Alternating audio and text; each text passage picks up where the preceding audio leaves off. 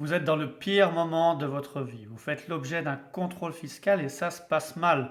L'inspecteur des impôts est peut-être borné. Ou alors vous avez fait l'objet d'un contrôle fiscal qui s'est plutôt bien passé, excepté les rectifications qui en découlent, et vous souhaitez contester ces redressements de manière fondée, mais l'inspecteur semble plutôt persistant sur sa position. Alors j'ai la solution pour vous, c'est le moment de faire le point sur la procédure fiscale précontentieuse et les moyens de contestation de la position de l'administration fiscale. C'est parti.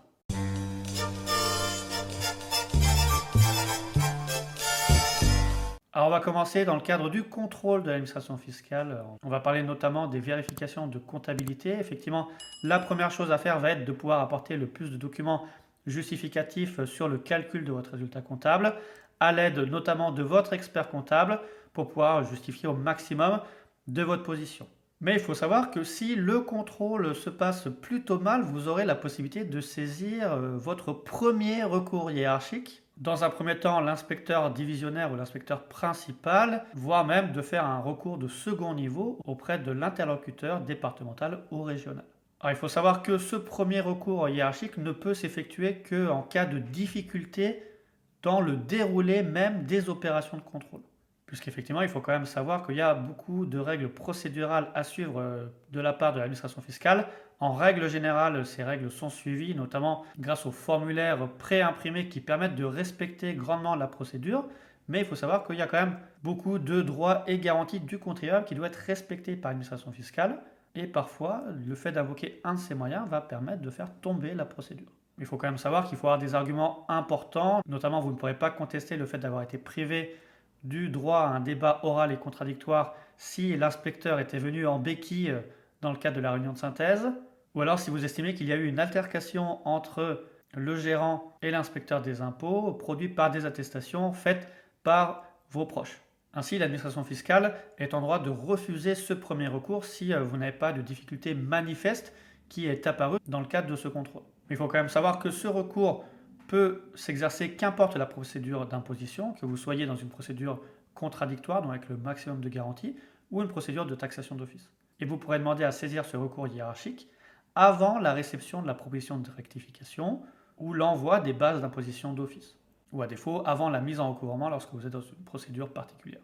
Puisqu'à partir du moment où vous aurez reçu la proposition de rectification, vous devrez attendre pour pouvoir formuler un second recours hiérarchique. Puisqu'à ce moment-là, vous devrez attendre la réponse de l'administration fiscale dans le cadre de la réponse aux observations du contribuable, qui doit vous permettre de saisir un recours hiérarchique. Puisque si on récapitule sur la procédure, effectivement, une fois que vous avez le contrôle, à la fin du contrôle, vous allez recevoir une proposition de rectification qui va marquer les moyens en droit et en fait qui explique vos rectifications. Vous aurez 30 jours pour apporter vos observations, 30 jours sur lesquels vous pourrez demander un délai complémentaire pour avoir 60 jours pour répondre. Ensuite, l'administration fiscale, lorsqu'elle va répondre à vos observations, doit vous ouvrir le droit de saisir un second recours hiérarchique. Là également, la possibilité de saisir l'inspecteur supérieur, l'inspecteur divisionnaire ou principal, et ensuite l'interlocuteur départemental ou régional. Là, bien sûr, ça ne s'applique qu'en cadre de procédure d'imposition contradictoire, puisque c'est dans cette seule procédure que l'administration fiscale peut vous permettre d'apporter des observations et y répondre. Et ce recours, après vérification, ne peut s'appliquer que s'il y a un désaccord persistant entre votre position et celle de l'inspecteur. Et dans ce cas-là, vous aurez 30 jours suite à la réception de la réponse aux observations du contribuable pour demander la saisine de l'inspecteur supérieur, donc ce recours de premier niveau. Et ensuite, vous aurez encore 30 jours suite au compte-rendu du recours de premier niveau pour demander un recours de second niveau auprès de l'interlocuteur départemental. En sachant que vous pourrez demander à saisir directement l'interlocuteur départemental ou régional si le vérificateur supérieur a lui-même signé dans votre provision de rectification l'application de pénalités pour manquement délibéré ou manœuvre frauduleuse. En tout cas, voilà deux possibilités de contester directement la position de votre vérificateur principal auprès de son supérieur, voire même de l'interlocuteur départemental ou régional. Ce qui peut permettre parfois de changer la position du vérificateur en charge du contrôle. Tout en sachant que pour récapituler, vous avez quand même plusieurs moments où vous pouvez contester la position, effectivement déjà dans le cadre du contrôle pour apporter le plus de justificatifs, d'explications sur votre position. Et là, vous aurez déjà un premier recours hiérarchique à mettre en place s'il y a des difficultés dans le déroulé en tant que tel du contrôle. Ensuite, lorsque vous allez recevoir votre proposition de rectification, vous allez pouvoir contester la position de l'administration fiscale, apporter vos observations. Si votre position est rejetée par l'administration fiscale, vous pourrez là encore demander un recours hiérarchique de premier ou deuxième niveau. Vous pourrez également demander, si votre cas relève des commissions, à saisir les différents comités et commissions qui s'ouvrent par rapport à votre cas d'application et attendre la réception de l'avis de la commission avant que l'administration fiscale puisse vous adresser l'avis de mise en recouvrement ou l'avis d'imposition complémentaire, qui mettra un terme à la procédure de précontentieux.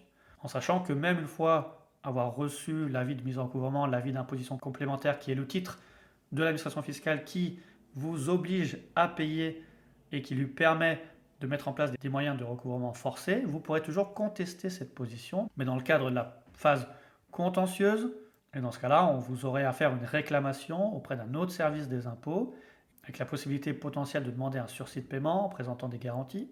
Et si l'administration fiscale rejette votre position ou rejette implicitement votre position à défaut de réponse sous 6 mois, là, vous pourrez enfin aller devant le tribunal administratif ou judiciaire, selon l'impôt en jeu. Et là également, vous aurez toujours la possibilité de transiger, de continuer à contester, voire même à passer dans la partie contentieux du recouvrement et à contester les mesures de recouvrement forcé pour repousser au maximum le paiement de l'impôt. Donc voilà déjà plusieurs possibilités de survivre à votre contrôle fiscal avec tous les recours potentiels qui existent, et il y en existe encore bien d'autres dans le cadre de la procédure fiscale. Merci, à bientôt.